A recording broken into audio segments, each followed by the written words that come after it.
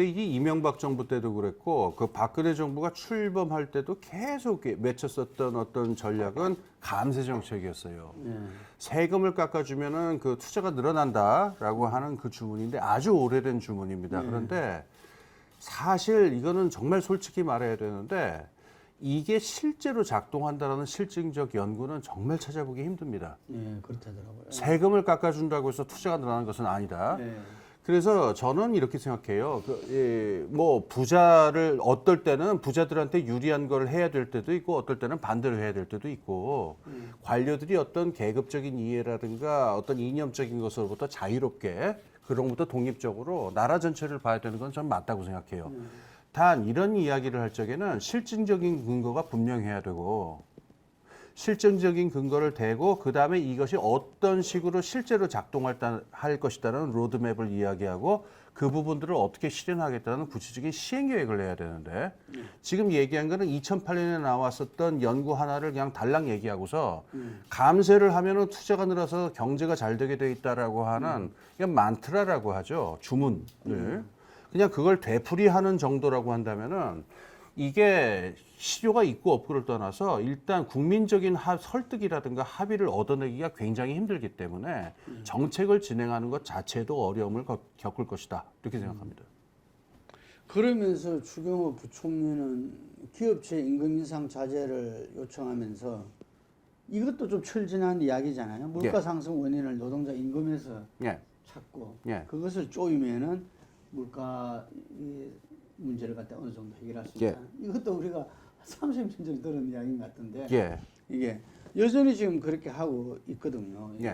그래 되면 결국은 이 국민소득이 줄어들고 가계부채가 심각한 문제가 발생할 수 있고 그래 되면 구매력 자체가 그래 되지 않습니까? 그렇습니다.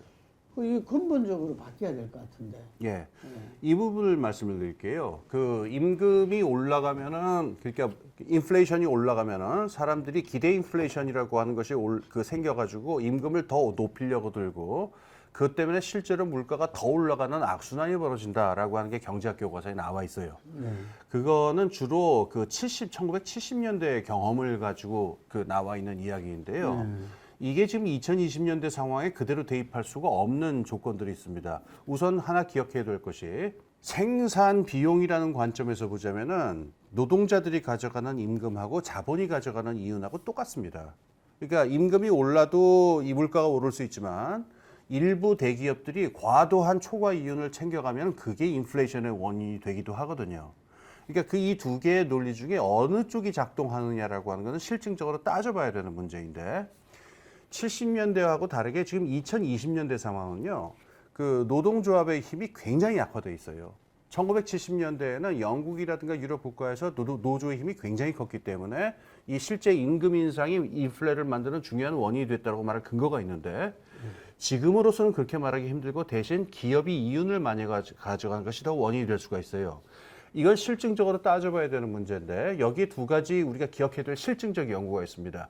하나는 올해 초에 올해 5월에 그 유럽 중앙은행 이사 한 분이 거기서 나왔던 보고서를 가지고 한 언급인데 유럽에서 지금 진행되는 그 인플레이션을 갖다가 국민 계정에서의 소득 흐름을 가지고 찬찬히 추적을 해봤더니 이윤 확대 때문에 벌어지는 원인이 훨씬 크더라.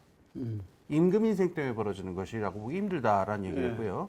그 다음에 지난 7월에 호주에서 나온 호주 연구소 그 오스트레일리아 인스티튜트라고 하는 데서 나온 보고서는 좀 더 명시적인데 지금 올해 벌어진 인플레이션이 거기서 한 4.6%가 되는데 그 중에 임금 인상 때문에 벌어진 그 기여분은 한 15%밖에 되지 않고 60% 정도의 원인은 기업의 이윤 확대에 있다 이렇게 얘기를 했어요.